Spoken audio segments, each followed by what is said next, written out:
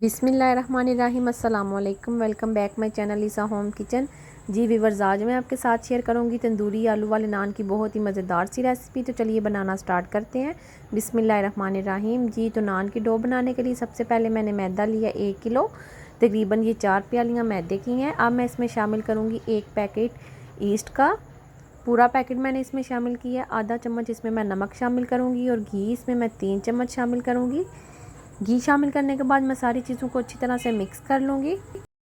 1 kilo मैदे से हमारे 10 नान बन जाएंगे नॉर्मल साइज़ की आसानी से। जी तो आटे को मैंने अच्छी तरह से मिक्स कर लिया। अब मैं इसमें शामिल करूँगी नीम गर्म दूध 1 कप। दूध शामिल करने के बाद मैं इसको अच्छी तरह से मिक्स करूँगी।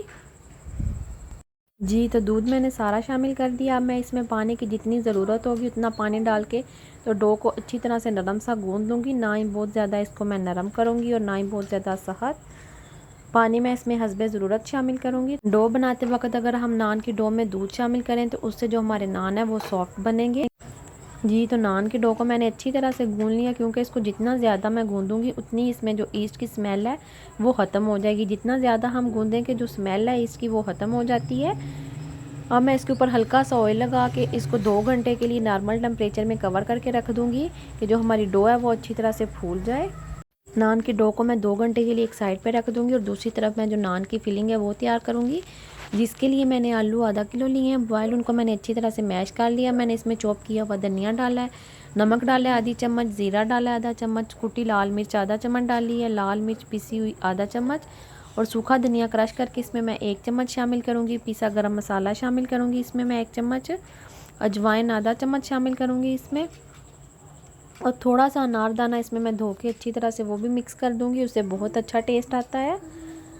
सब चीज़ें शामिल करने के बाद मैं इसको अच्छी तरह से मिक्स कर लूँगी।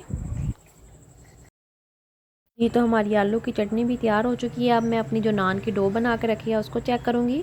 उसको रखे हुए 2 घंटे हो चुके हैं। आप देख सकते हैं कितनी अच्छी तरह से हमारी डो जो है फूली है। हाथों पर मैं हल्का सा ऑयल लगा के फिर इसको एक दफ़ा से गूंद लूँगी।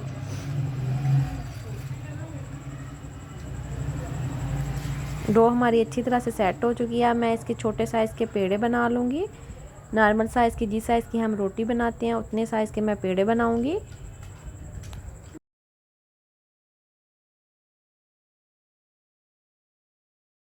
जी पेड़े मैंने बना लिए हैं। 4 पेड़े मैंने बनाए हैं, क्योंकि एक टाइम में तंदूरी के अंदर 4 रोटियां लग जाती हैं। रोटी को मैं थोड़ा सा बेलूँगी और अब मैं इसके अंदर जो आलू की चटनी मैंने तैयार की थी वो रखूँगी। जितनी ज़्यादा आप डालना चाहते हैं आप डाल सकते हैं।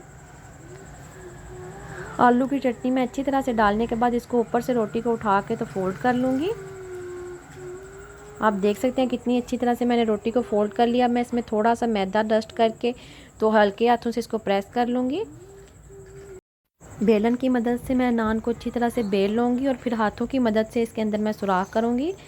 इससे क्या होगा, जो हम बाहर से नान लाते हैं जो उसमें सुराख बने होते हैं वो इसी तरह बनाते हैं। अब मैं इसमें थोड़ा सा पानी लगा के तो इसके ऊपर मैं थोड़ी सी कलवंजी छिड़कूँगी और सफ़ेद तिल है वो थोड़े से छिड़क दूँगी और हाथ से अच्छी तरह से इसको प्रेस कर दूँगी। और अब मैं इसको गद्दी के ऊपर डाल के इसकी पिछली साइड पे मैं हल्का सा पानी लगाऊंगी। इससे क्या होगा कि नान जो हमारा है वो गिरेगा नहीं। अब मैं एक नान आपको लगा के भी दिखाती हूँ।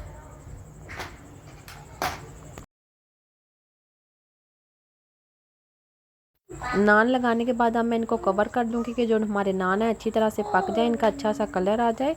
आप देख सकते हैं कि हमारा नान अच्छे से पक चुका है और कितनी आसानी से ये नान हमारा उतर आया है।